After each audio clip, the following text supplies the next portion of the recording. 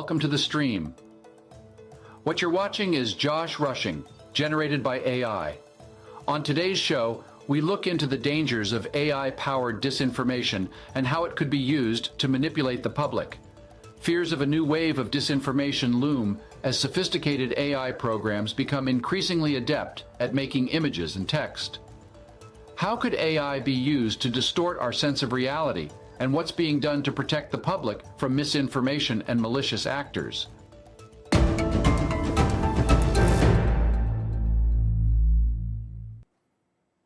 And what you're watching now is the real Josh Rushing.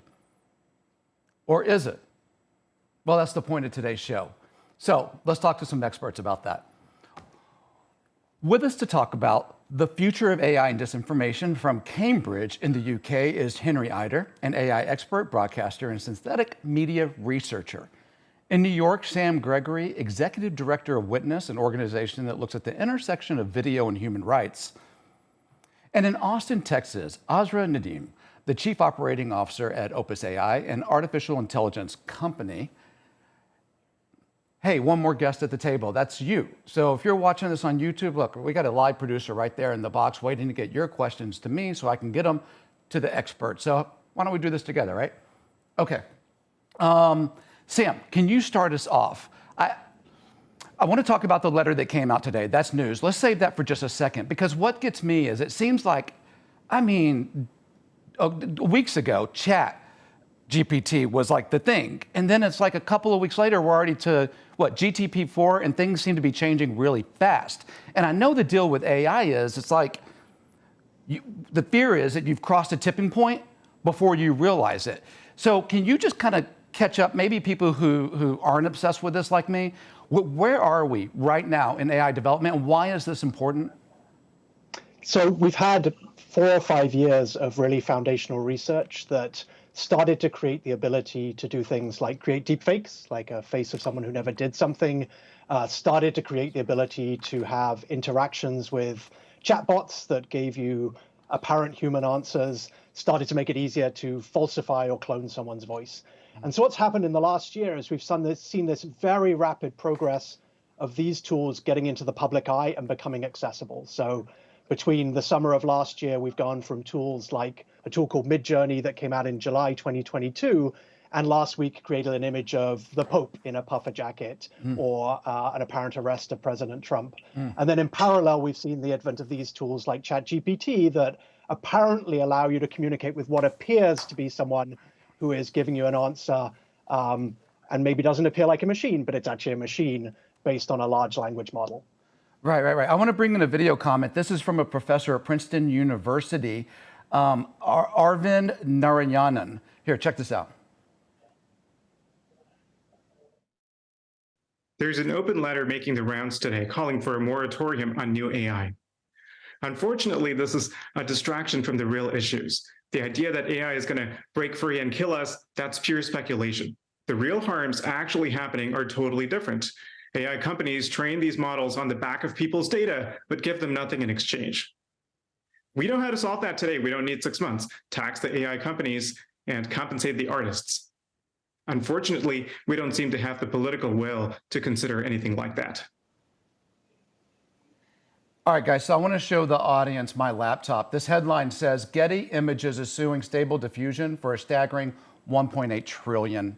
That's $150,000 per image and all the images they took. So this is what he was talking about in the video comment, this kind of internet scraping. Henry, you can touch on that, but he began the comment by mentioning the letter today that Elon Musk was also a part of. Can you bring us up to date on that letter, please? And then maybe you could touch on this idea that he brought in. Yeah, certainly. So this letter was published today. It was an open letter featuring, I believe, over 1,000 industry experts, researchers, and academics, including, as you mentioned, Elon Musk, but also people like Jan Tallinn, the co-founder of Skype, essentially asking for a moratorium or for the brakes to be put on AI development, particularly in the generative space, with a focus on models like GPT-4, but also moving on to other areas, as you mentioned, Midjourney, text to image, and so on. And so this has really come off the back of this, massive arms race we're effectively seeing, where, as Sam mentioned, within the space of less than a year, Midjourney's on version 5. All of the big tech companies are piling in to try and build better and more accessible models. And perhaps, the concern is that there isn't enough proactive safety and ethics considerations going on here, and the fear is it will be reactive, but too little, too late. With regards to the comment from your commenter there around training, he's indeed right that these models are voracious for data. They consume immense amounts of data to get to the state that they're in. We're talking, hundreds of millions of photos, and indeed most of the web being scraped in the context of text. And indeed, many of the kind of companies that license stock imagery and indeed artists are saying, well, look, this is a violation of our copyright. It's a what's the word? It's a controversial issue with some people saying, well, look, they're not actually copying, they're sort of taking inspiration from. But obviously, some people are saying, well, look, we need to update copyright to make it fit for purpose in this new age of synthetic content, and using data in this way without permission, without royalties, is something which we can't accept moving forwards. Ajstream, you're at an AI company. Are you in an arms race, and do you think there needs to be someone outside of the companies developing this stuff stepping in with some kind of regulatory measures? Definitely. So we work on text to video, which is kind of the next big wave of what you're going to see being generated through generative AI, or narrative AI is what we call it.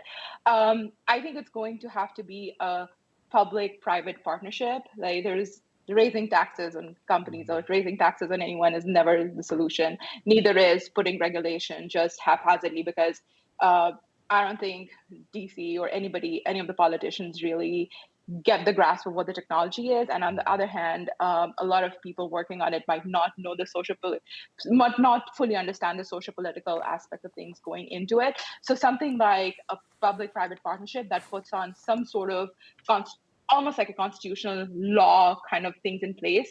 And these can vary country by country or by geographic boundaries on how we come up with solutions is going to be the best. At least for me, I think that's going to be the best way to go about it.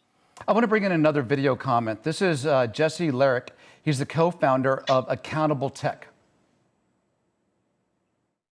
The rapid escalation in the AI arms race really underscores how far behind the U.S. has fallen when it comes to regulating tech. We've done nothing to grapple with the catastrophic societal harm social media giants have unleashed over the past 15 years. We don't even have a federal privacy law in place. And now these same companies are trying to capture the next market, rushing out half-baked generative AI tools that pose entirely novel threats to the information ecosystem. We're not prepared to grapple with them, and we do need accountability. That's the job of government.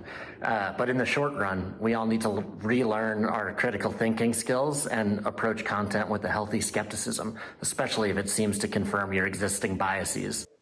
So, Sam, I'm checking in on our YouTube audience right now, and it seems like the tone is fairly scary and dystopian. Is there real reason to be fearful here, or is this being blown out of proportion? I think there's real reason to be fearful. I spent the last 5 years working globally on this issue, talking to people who already face similar problems, right? Attacks on them with fake images, attacks using non-consensual sexual images of women, which is the biggest way people use these synthetic media deepfake models already. And all of those 5 years before this letter came out, folks were saying, we need action. We need to think about how this is going to be controlled. We need to think about the safeguards that are going to be built into the systems. So I think it's right for us to say, be fearful now. At the same time, we also have to recognize that when we create a hype cycle around this, it benefits certain people. It benefits people who get away with saying you can't trust what you see online.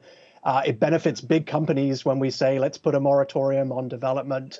It benefits the incumbents, like Jesse said. So I think we have to be fearful, but also really thinking about what are the harms that we already know are going to be generated here. Let's not think about hypotheticals. A lot of that, for example, that Future of Life letter, we're very focused on big picture, like future hypotheticals of harms, when we know the harms already from what's happening already, the way in which social media is playing out, the way in which mis and disinformation is playing out. So it's time to respond to those needs right now, rather than play to sort of hypothetical fears further down the line.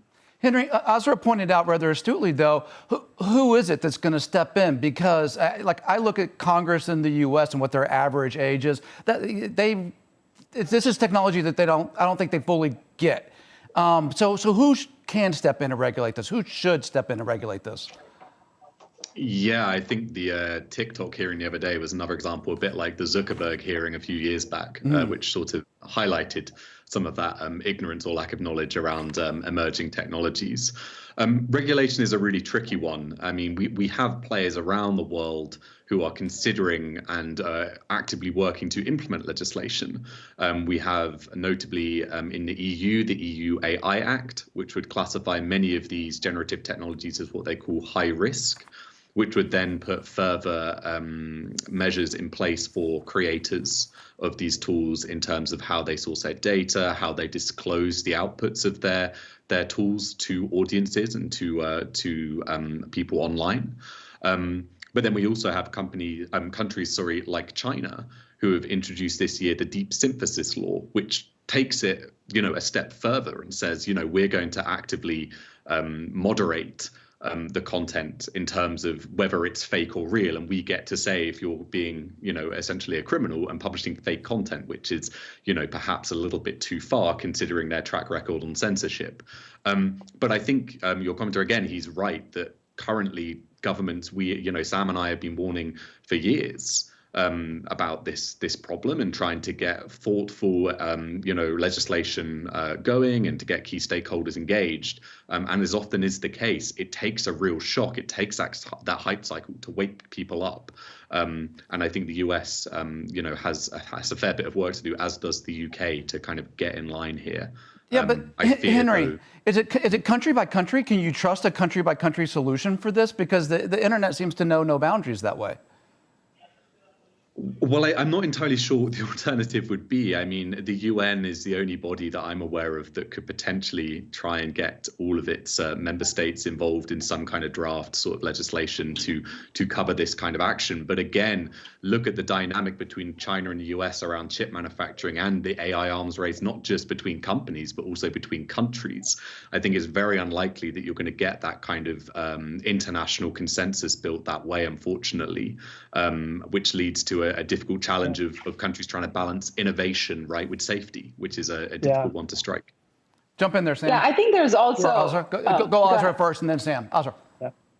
I think there's also a different framework that's required on how we think about it and solve it, right? So there's immediate danger. So for example, people fake phone calls where they can, copy the voice of somebody that you know and love, and educating people on having safe words or having these secret phrases within their family, not sharing information online to a stranger on the phone, even if they do sound like somebody that you know. So there's like an immediate conversation that needs to happen in terms of personal security. Also, if there is revenge porn, and a lot of this is used to abuse women, more education that goes into how the police deals with it, how easily and quickly complaints can be made. So there are immediate things that need to be done, and then there are more policy-wide things. But at the same time, I think a huge responsibility also lies with the people building these technologies on how you philosophically deal with it and what you put. So for example, the creators whose data you're using, how do you incentivize those creators? How do you pay those creators? How do you create more opportunities for creators to build things that they can monetize upon? And I think a lot of these conversations are happening, but because of all the fear mongering around it, because I agree with Henry and Sam here, there's like a lot of money to be made in fear mongering, right? It gets into the hands of the wrong people who are talking about it. And these immediate and more philosophical questions get left off the table. And I think we need frameworks for those way more than, the machines are going to take over the world, because we're nowhere near that. It's still humans at the helm of everything. I want to stop the conversation here for a second, guys, because I want you to expand on something you said at the top to make sure our viewers hear it. To explain this idea that you need to have a safe word with your family. Like, why? What are you talking about? I want people to get this. Yeah, so for example, there's tons of technologies available now where my voice can be used to, for a phone call. And somebody can call my dad and be like, hey, dad, I'm in this, emergency. Can you give me your bank account details, or can you give me your credit card information so I can pay for X, Y, and Z? Mm-hmm. It's like the most simplest, scam ever. And what we need to have is with our family, this conversation of like, okay, if this happens, what's the first question that you're going to ask? And that question remains within all of you. Don't write it anywhere. Don't put it on your phone. Don't put it on a Google Doc. And that way, if you do receive one of these phone calls, it's, again, a lot of it goes back to very simple, like how to not get scammed 101. Mm-hmm. But I think the need to have these conversations with our kids, with our families is there. And we don't have enough of that conversation today. Mm-hmm. Sam, you were going to jump in. Yeah, one of the things that I think is really important is that we don't place too much pressure on individuals to handle this. I just came back from last week. We ran a meeting with 30 activists and journalists from across Africa, talking about their sense of agency in response to these types of AI-generated images. And, we weren't able to, when we looked at images, to necessarily discern that they were AI-generated.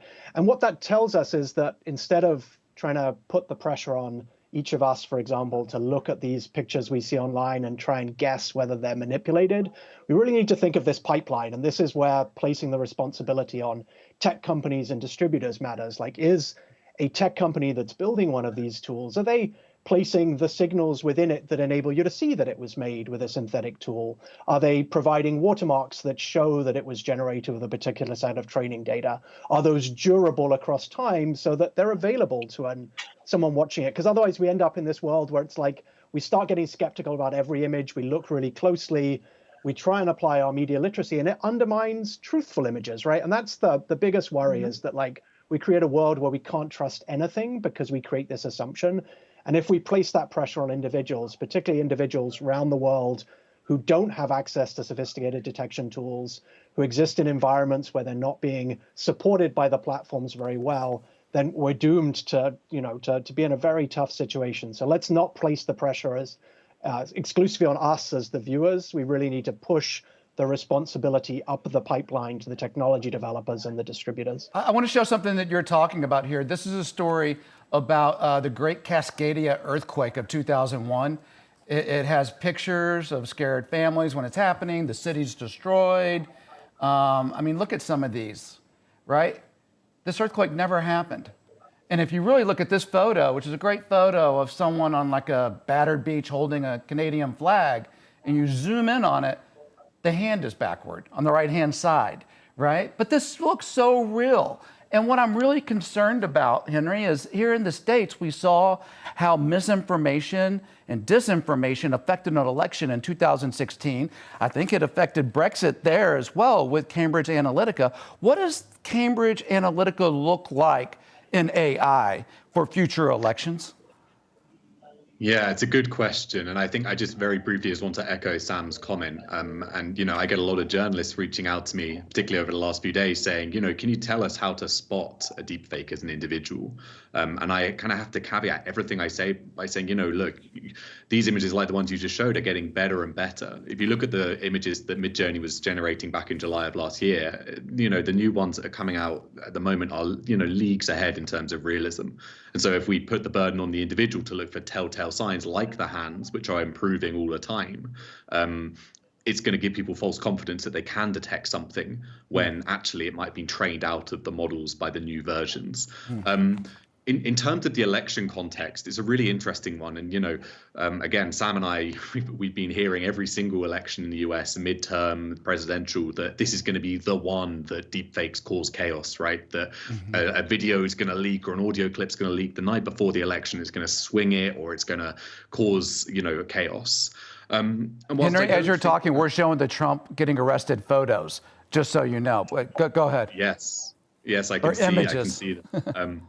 Which luckily didn't fool many people, in contrast to the image of Pope Francis, which we may get onto. But yeah, I think this election, I think, will be different. Not necessarily because I think that kind of worst case scenario, indistinguishable fake that even the media and experts such as myself and others can't detect. But I think it's going to be different because we're going to see just a mass proliferation of this content as we're seeing right now. There are videos online of all of the presidents with their voices cloned playing Mario Kart Party, and it's kind of eerily convincing on one level, right?